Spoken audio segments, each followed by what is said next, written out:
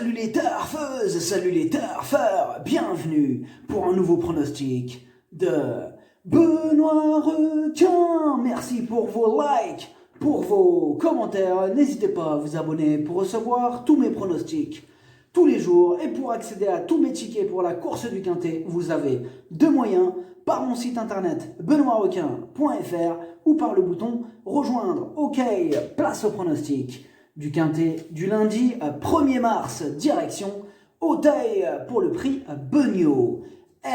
3600 mètres, 16 partants, réunion 1, course 1, indice de confiance, 2 sur 5. On commence ce mois de mars par un Quintet ouvert. En effet, ils sont très nombreux ce lundi à effectuer leur course de rentrée. On va voir ça ensemble. Petit retour sur le Quintet du dimanche 28 février. Je vous avais mis un indice de confiance de 2 sur 5 pour ce Quintet. Je sentais l'entourloupe, ça n'a pas loupé. Le gagnant à 60 contre 1, les favoris battus ou carrément disqualifiés. C'est important les indices de confiance que je vous mets. D'ailleurs, pour ce lundi, pareil, j'ai repéré quelques possibles troubles faits. Pour les membres de mon site internet benoîtrequin.fr, les membres Yo-Yo, Total, VIP, on clôture ce mois de février à 16 704 € de gains. Et au total, depuis le mois d'octobre, on a atteint 81 953 € de gains. Vous avez deux moyens pour récupérer mes tickets pour la course du Quintet. Par mon site internet benoîtrequin.fr ou par le niveau Yo-Yo, Total, VIP en passant par le bouton rejoindre. Ok, c'est parti, on commence le pronostic et on commence avec le numéro 1, Magistador. Très régulier, quasiment à l'arrivée de toutes ses courses. Bon, c'est vrai que c'est le plus chargé de ce Quintet, mais il est quand même incontournable. On écoute Michael Serreur. Magistador vient d'échouer du minimum dans un récent Quintet palois. Cet engagement est une suite logique dans son programme. Il est en condition avancée et a aussi des titres à Auteuil. Une logique confirmation de sa part est attendue. Le numéro 2, Bonaparte Sizing. Il effectue sa course de rentrée, mais il a déjà brillé sur sa fraîcheur. Il est confirmé à ce niveau. Il s'annonce redoutable. On écoute Jihan Bertrand Balanda. Bonaparte Sizing a passé un bon hiver et sa préparation s'est correctement déroulée.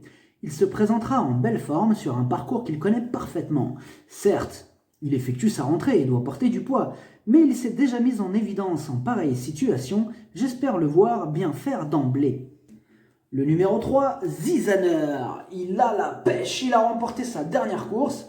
Bon, il a été pénalisé de 2,5 kg sur cette victoire, mais il semble encore compétitif. On écoute Patrice Quinton. Zizaner est resté bien depuis son succès à Pau. Il a évidemment été pénalisé au poids, mais je pense malgré tout qu'il a encore le droit de participer à l'arrivée.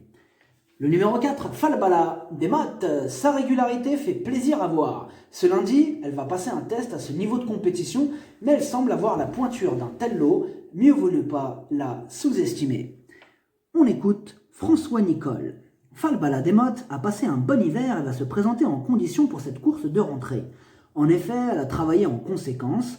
Lundi, elle porte du poids, mais je n'ai vraiment pas le choix des engagements avec elle. Je l'aligne ici sans aucune certitude quant à sa compétitivité à ce niveau. Elle a parfois tendance à pencher dans ses sauts, mais dure à l'effort et courageuse. Le numéro 5, Celtior. Il a le défaut de ne pas toujours répéter ses bonnes sorties, mais il a déjà fait ses preuves à ce niveau et il apprécie ce tracé, quitte ou double. On écoute Laurent Viel. Tout va pour le mieux depuis le retour de Celtior de Cagnes-sur-Mer. Il tient une excellente forme et son moral est au beau fixe, raison pour laquelle je le présente en compétition. Cependant, contrairement aux années précédentes, il n'a pas couru entre-temps et il peut manquer d'une course. C'est ma seule crainte, car il va retrouver un parcours et un état de piste qu'il affectionne. Le numéro 6, Zofani Bay. Il reste sur une chute et avant ça, il avait quand même prouvé sa qualité. C'est un peu le X de la course car on n'a pas pu le juger la dernière fois. C'est quand même un joli coup de poker à tenter ce numéro 6. On écoute David Cotin. Zofani Bay est en forme. On n'en sait toujours pas s'il a le niveau vu qu'il est tombé le 6 janvier puis a été déclaré non partant ensuite. Le matin, il me paraît bien et je pense qu'il devrait bien se comporter. Le numéro 7, Irja As. Ils sont nombreux à effectuer leur course de rentrée, bon la preuve avec elle. Elle a plus de références en steeple et la régularité ne fait pas partie de ses principales qualités malheureusement. Il y a quelques doutes qui planent sur sa candidature. On écoute Marcel Roland. Irja As a réalisé un bel automne. Elle reste sur des sorties en steeple, mais a aussi du potentiel en haie. Elle est apte à fournir une bonne rentrée, mais peut légitimement manquer d'un petit quelque chose face à des rivaux ayant participé à des meetings hivernaux et particulièrement ceux provenant de Pau. Le numéro 8, Aigle Tin, lui aussi ne brille pas par sa régularité et il passe aussi un test à ce niveau, on demande à voir.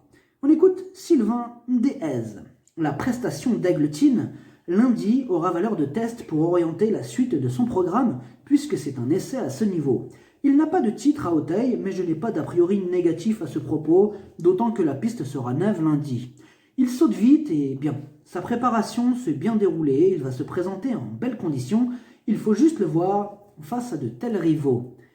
Le numéro 9, Via Maresca, et encore une qui effectue sa rentrée.